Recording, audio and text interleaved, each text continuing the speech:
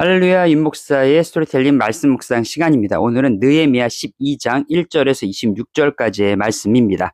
오늘 말씀의 핵심은 이제 포로로 귀환한 사람들의 명단을 갖다가 정리하는 내용들이 있습니다. 자, 어제 내용들을 잠깐 한번 보면요. 어저께는 새롭게 재건된 예루살렘을 위해서 이제 사람들을 그곳에 들어와서 살도록 했었던 내용들이 있었고요. 이제 들어와서 사는 사람들 또 여기에 처음에 이제 1차부터 시작해가지고 2차까지 해서 온 사람들의 이야기입니다. 자, 70년의 포로 생활이 끝났습니다. 그리고 또 다른 70년 동안 성전이 회복되어지고 성전 안에 말씀이 회복되어지고 또 성벽까지 쌓고 했었던 모든 일들을 감당했던 사람들의 리더와 그와 함께 했던 그룹들에 대한 이야기입니다.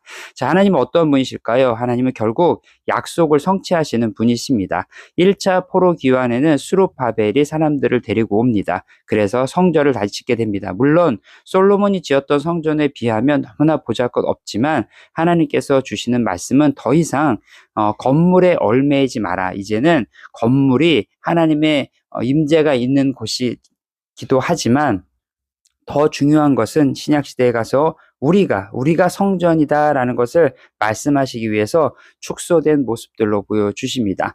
2차 교환회 때는 이제 에스라가 들어옵니다. 에스라가 돌아와서 성전에 진짜로 드려야 될 예배가 무슨 예배냐? 그 전까지는 제의적 예배, 짐승을 잡아서 드리는 예배였다면 이제부터 드려지는 예배는 말씀의 예배다 해서 그 말씀이 그들 가운데 성전 안에서 잘 가르칠 수 있도록 세트를 합니다. 그리고 맨 마지막으로는 성벽을 짓죠. 이 성벽의 의미가 뭡니까?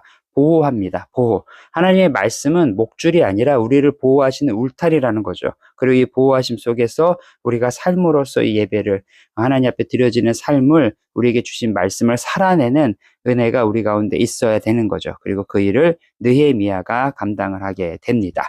자, 하나님께서 우리 가운데 어떤 일들을 맡기실 때는 혼자만 하라고 두시진 않는다는 겁니다. 함께 일할 사람들을 주시고 헌신할 사람들을 주시고 이 일들을 통해서 더 큰 미래를 만들어 가실 일들을 하나님께서 만들어 가십니다. 특별히 대제사장들과 또 제사장들 그리고 또 레위 사람들 이렇게 각 사람들이 맡을 일, 해야 될 일에 따라서 그들의 직분을 나누고 이 일들을 진행하십니다. 특별히 레위인들에게는 예배하고 찬양하는 일들을 맡기셨죠. 오늘 이 말씀 본문에 보니까 여러 가지 많은 이름들이 기록되어 있지만 특별히 저는 가장 눈에 들어오는 게 24절입니다. 24절에 쭉 보면 하반절이 있겠습니다.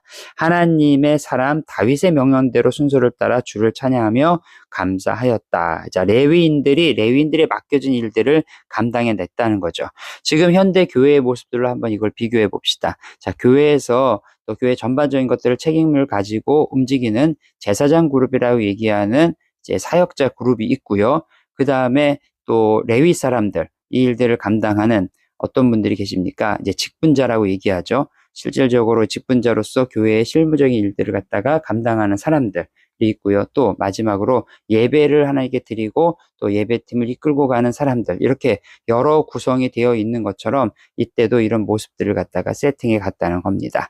자, 이 시대를 사는 우리의 삶은 어때야 될까요? 옛적 다윗에게 말씀하셨던 것처럼 그거의 순서에 따라 했었다. 이 말씀이 지금 2025년을 사는 우리에게도 동일하게 적용이 됩니다. 하나님의 말씀에 따라서, 명령에 따라서 나는 무엇을 해야 되는지, 어떤 위치에 있어야 되는지, 어떠한 충성과 헌신으로 하나님 앞에 나가고 교회를 섬겨야 되는지 오늘도 한번 우리가 고민해보고 기도하고 결단하는 시간이 되었으면 좋겠습니다. 하나님께서는 이 시대에도 수룹바벨과 같은 사람, 느헤미야와 같은 사람, 이런 사람들을 찾으신다는 것들 여러분 잊지 않으셨으면 좋겠고요. 하나님의 은혜가 우리 가운데 충만하게 임하는 오늘 하루가 되기를 축복합니다.